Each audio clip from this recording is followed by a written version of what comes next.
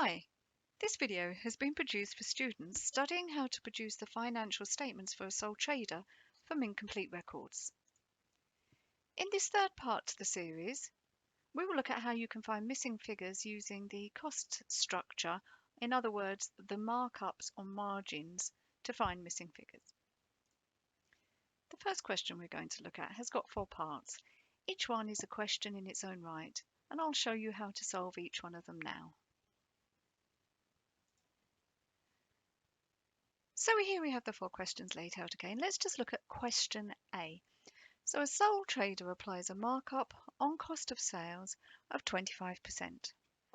So I've given myself the option to either apply the margin solution or the markup. Now we don't need margin, it is a markup question. So I'm just going to remove that. And I've grayed out the other questions so you don't get distracted. So we're looking at markup. Now markup is where profit is stated as a percentage of cost or cost of sale or cost of goods sold. We just call it cost. So in this setup, cost equals 100%. So what we're trying to do is, let's look here, what has the gross profit been for the year here? So I've highlighted what we're looking for in yellow. So I've created myself a column for the percentage and a column for the pounds. And I want to get to a point where I've got both the percentage and the pounds in the same row, and then I can work out the other figures. So we're told that the markup cost, it says, is 25%. So let's put our 25% in. Now we know that the cost is 100%.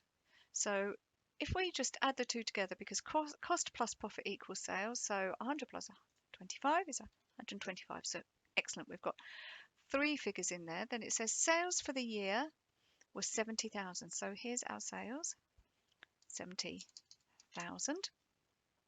And we are looking for the profit. So all we have to do is divide 70,000 by 125, and then multiply by 25 to find the profit figure. So let's do that. So it's 70,000 divided by 125, then multiplied by 25, and that gives us our profit figure. Now, if we wanted to, we could also find the cost figure. A couple of ways we could do that. We could do the same thing again. We could say 70,000 divided by 125 multiplied by 100, or we could simply work backwards and say 70,000 minus 14 gives us 56,000. Either way, you're going to get the right figure. However, we weren't asked. That wasn't the question we were asked, so I'm going to remove it. Okay, on to B. A sole trader has a margin of 30%. Right, okay, so I don't need my markup model, so I'm going to remove markup and I'm going to focus on margin. So where margins is concerned, profit is stated as a percentage of sales. So we know, therefore, that sales represents 100% in this cost structure. What other information do we know? So we know the 30% represents the profit margin. So therefore our cost is equal to 70%. And it says here the cost of sales was 35,000. What is the value of sales here and gross profit here? So if our cost was 35,000, let's put that in, then our profit is going to be 35,000 divided by 70 multiplied by, in this case, 30, £15,000. So then it's very easy to work out the sales price. I just do 35 plus 15 to give me 50,000. Okay, let's look at numbers C. Product B had a purchase cost of 90. What's the selling price and gross profit margin if a markup of 40% is added? Right, okay, so I'm not using the margin model. I am using the markup model. So let's put my figures in, and I'm looking for my gross profit and my selling price. So I've put sales, but that could equally say selling price. So 40% is the profit margin. No, excuse me, the profit markup, 40. So therefore my selling price represents 140 of the original cost, and the purchase cost is 90. So it's to find the profit, it's going to be 90 divided by 100 times 40, or 90 divided by 100 times 140. So that's basically like saying 40% and 140%. But however, I'll do it the long-winded way.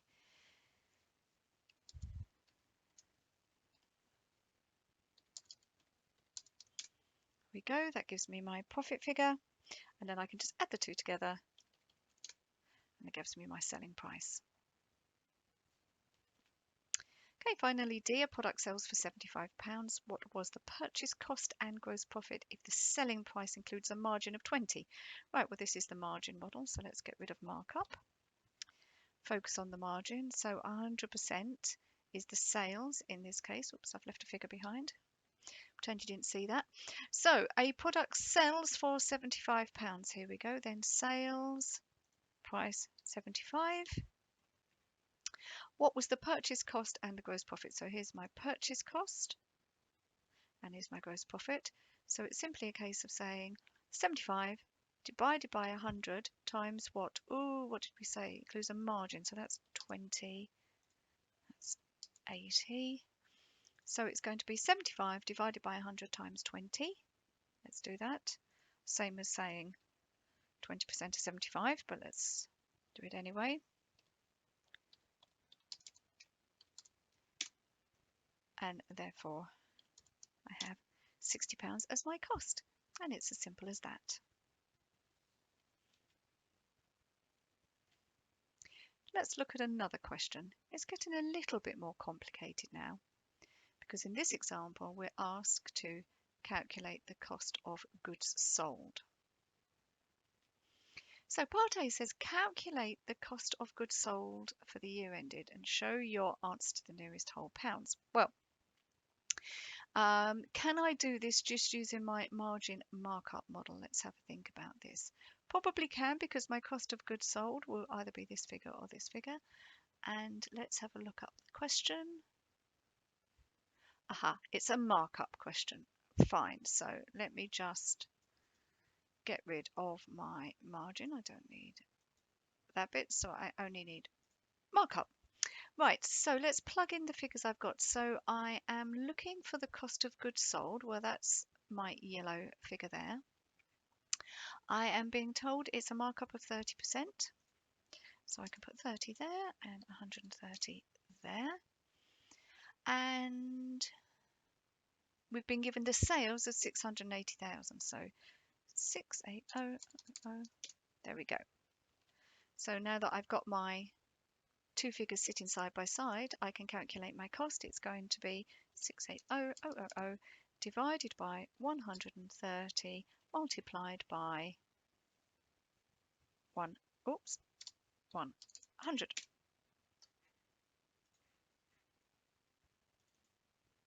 Forgot to put my equal sign in.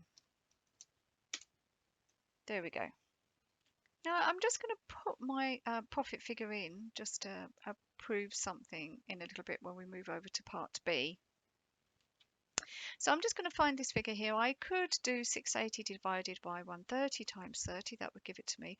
Or I could just say it's equal to 680,000 minus 523. Okay, so there's my profit figure there, and I'll show you how we're going to use that in a minute. Now, with part B, we are being asked to calculate the value of the inventory at the 31st of March. Now, let's take across figures that we know from the markup model that we have here, the cost structure. So we know our sales figure. And now what I have here is the trading account section of a statement of profit or loss. So I have my sales figure,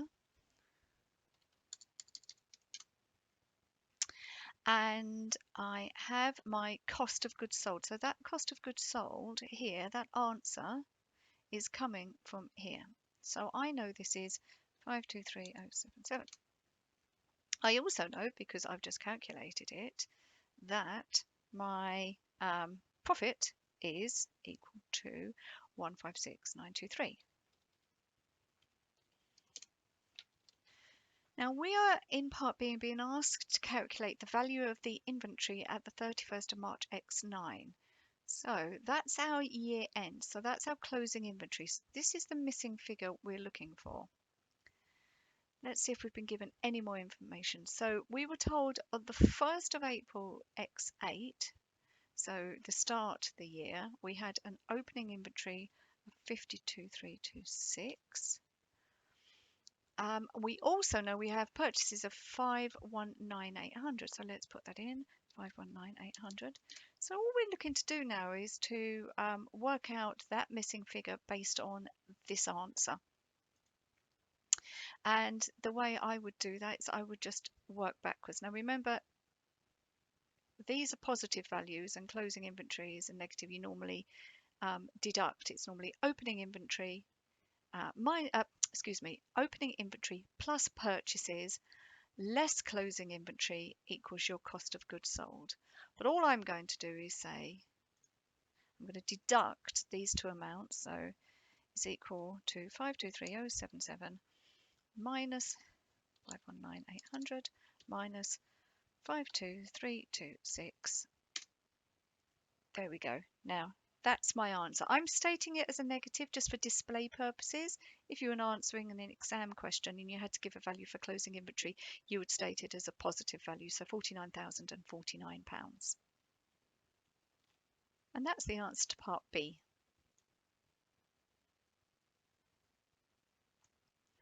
Let's look at another question, very similar to the one we've just been doing.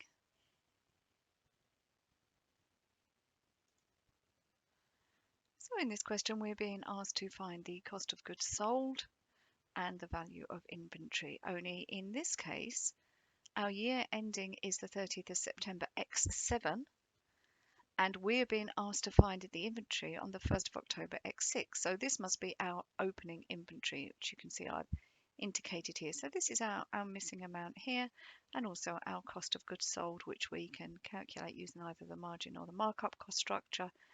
And also we see it here in our trading account. Now let's have a look at the question. Right, we've got a sales margin of 25%. So I can get rid of markup. I don't need that one. That's gone. Focusing on margin then. So let's plug in the known information. So if we've got a margin of 25%, we know that the sales figure is the 100%. So that means we've got a cost of 75. That's the figure we're looking for. So we're being told sales of 1,280,000. 1,280,000. Rosebery made purchases of 970,200. So let's put that in, 970,200. And the inventory was valued at the end at £98,006. So that's my closing inventory, £98,006, which let me just put it as a negative, and just because I haven't built my formula very well in my spreadsheet. So obviously it would be opening inventory plus purchases minus closing inventory. So we are looking first and foremost for the cost of goods sold. So that's it. So to find this amount here, I'm going to divide 12 by 100 and multiply by 75. So basically I'm working out 75% of the sales figure. So this is my cost of goods sold. So I can put that figure in here. I can put my sales figure in as well if I want to, if it helps. And now all I'm trying to do is find that missing value there. So this figure here that we've just calculated, that's our answer to part A. And now I'm looking for my answer to part B, which is the value of inventory here. So to find that amount, all I'm going to do is just work backwards. So this is the way I do it. So I work backwards from my answer, and then I just flip a negative to a positive and a positive to a negative. So what I would do is 960,000 plus 98,006 minus 970, 200. Let me just plug that in and see what comes out. 960.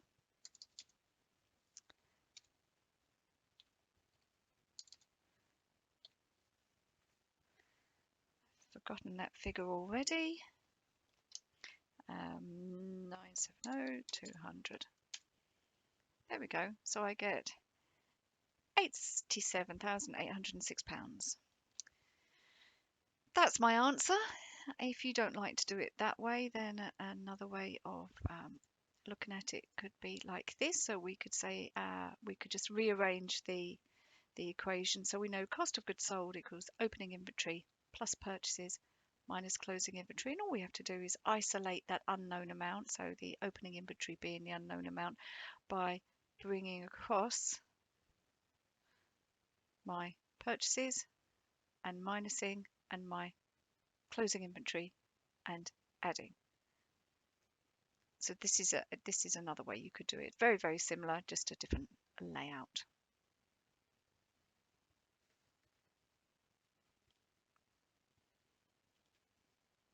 So here's the final question.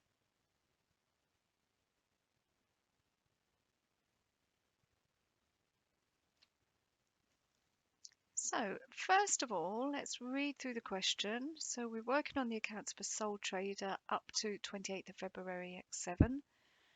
And we have noticed that inventory has increased by £150 compared to last year. We're given some additional information and we're told that we're working on a markup cost structure. So that's fine. So here I have my markup cost structure ready, and it's a markup of 30%. So let me just put in my 30% there. So part A says calculate the sales figure at the end of X7. So that's relatively easy. So if we've got a markup of 30, we must have a sales percentage of 130. And if we look at the question again, the cost of goods sold amounts to 12,900. Okay, 12,900. So therefore, it's easy enough for us to work out the sales figure. So it's going to be 12,900 divided by 100 times 130. So there we go. In other words, plus 30%. So I've just replicated that information over there. I've grayed out this lower one because we don't need that until we get to part C. So part C says, part B says calculate the value of purchases net of VAT for the year ended X7. So what figures can we fill in here? Now, we haven't been told the opening and closing inventory, and we are trying to find the value of the purchases. The only figure we know is our cost of sale,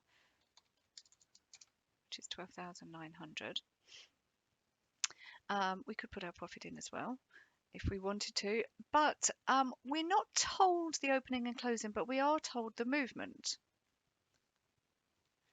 So we are told that the inventory is increased by 150 compared to the last year. So if last year is represented by our opening inventory, if we just call that 0, then this year is going to be 150 higher. So we'll just put 150 in there. Now, that's the correct thing to do, but in order for my spreadsheet to work, I just need to make that a negative because we would normally deduct closing inventory. So, but the closing inventory value movement, shall we say, is 150. Now it's easy enough for us to find our purchases figure, so it's just going to be 12,900 plus 150, because remember, as I'm working back upwards, that's a negative, so I'm making it a positive. So there's my purchases figure. That's the answer.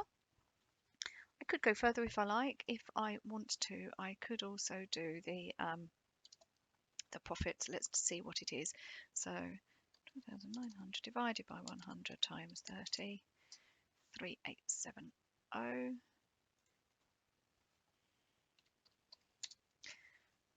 Let's just see if that works. 16,000 minus 12,900. Yeah, okay, excellent. So it works here as well. Fine. So C, it says in December X6, a batch of products was sold to a customer for 864, including VAT at 20% with no discounts. Calculate the original cost of the item to the trader. So that's really got absolutely nothing to do with what we've just been looking at. So let's just take that from our view. So what we're really doing is very similar to what we were doing up here with the model. Let's just get ourselves ready. Okay, so this is a markup again. Let's have a look. So we are being asked to calculate the original cost. So we've been asked to calculate the original cost when the selling price was 864, including VAT. Now we can't put 864 in there because that includes VAT. So what we've got to do is we've got to find the sales price net of VAT. So I'm going to say it's 864 divided by, well, you could divide by 6 or you could divide by 120 and times by 20. It's the same thing. So that's my VAT amount. Whoops, I've done it the wrong way. Silly me. Divided by 120, let's do it times 100 to find that the net amount. 720. There we go. So that is going to be our cost. We know that in a markup cost structure, cost, it represents 100%, and we are told that they are using a markup of 30%. So let's put our 30% in and calculate the original cost. Oops, daisies, I'm doing it completely back to front. I should have put it there instead of there. That's the missing figure, isn't it, that we're looking for? So we know that 720 is the sales price net of VAT. Here we go. That represents 130% of the cost. So we're going to do 720 divided by 130 multiplied by 100.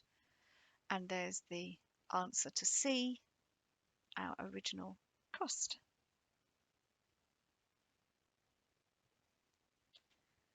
So that's the end of this video. It's also the end of this series of videos, the 3 parts discussing how to find the missing figures when preparing the final accounts of a sole trader. I hope you found them useful. Please comment, and thank you very much for watching.